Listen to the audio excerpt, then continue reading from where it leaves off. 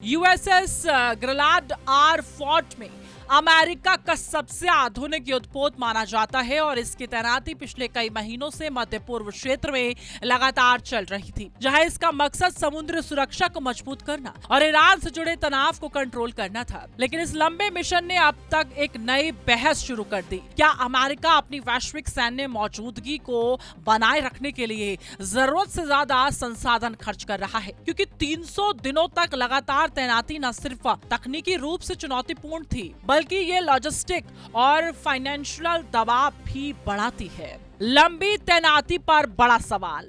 300 दिन लगातार समुद्री मिशन, मध्य पूर्व में हाई स्ट्रेस ऑपरेशन, ईरान तनाव के बीच तैनाती बढ़ी, लागत और रणनीति पर बहस तेज। इस पूरे ऑपरेशन के दौरान अमेरिकी नौसेना ने स्ट्राइक ग्रुप के साथ मिलकर लगातार निगरानी और गश्त की। लेकिन जैसे जैसे समय बढ़ता गया वैसे वैसे ये सवाल भी उठने लगे कि क्या इतनी बड़ी ताकत को एक ही क्षेत्र में लंबे समय तक बनाए रखना सही रणनीति है? क्योंकि ऐसे न केवल जहाज और क्रू पर दबाव बढ़ता है, बल्कि अमेरिकी रक्षा बजट पर भी भारी असर पड़ता है। कई विशेषज्ञ इसे ओवर स्ट्रेच की स्थिति बता रहे हैं। यूएसएस ग्रलाड आर फोर्ट की तैनाती को पहले एक मजबूत डिट्रेस स्ट्रेटजी माना गया था, ताकि ईरान और आसपास के क्षेत्रों में किसी भी संभावित टकराव को रोका जा सके। लेकिन अब जब यह मिशन खत्म होकर जहाज वापस लौट आया तो यह चर्चा तेज हो गई है कि क्या ये रणनीति अपने उद्देश्य में पूरी तरह सफल रही या फिर यह सिर्फ एक महंगा और लंबा ऑपरेशन बनकर रह गया, जिसने अमेरिका के संसाधनों पर अतिरिक्त बोझ डाल दिया।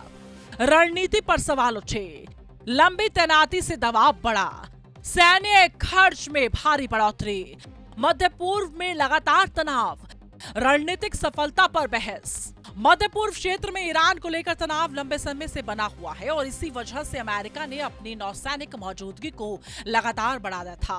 लेकिन अब विशेषज्ञों का मानना है कि इतनी बड़ी तैनाती के बावजूद स्थानीय समाधान नहीं निकल पाया और स्थिति ज्यादा समय अस्थिर ही बनी रही, जिससे ये सवाल और मजबूत हो गया कि क्या सैन्य ताकत से लंबे समय तक राजनीतिक समाधान निकाला जा सकता है या नहीं। यूएसएस ग्रलाड आर फोर्ट की वापसी को आधिकारिक तौर पर रोटेशन और मेंटेनेंस प्रक्रिया का हिस्सा बताया गया है, लेकिन इसके पीछे की वास्तविकता ये भी मानी जा रही है कि इतने लंबे मिशन के बाद जहाज और क्रू दोनों को आराम और अपग्रेड की जरूरत थी।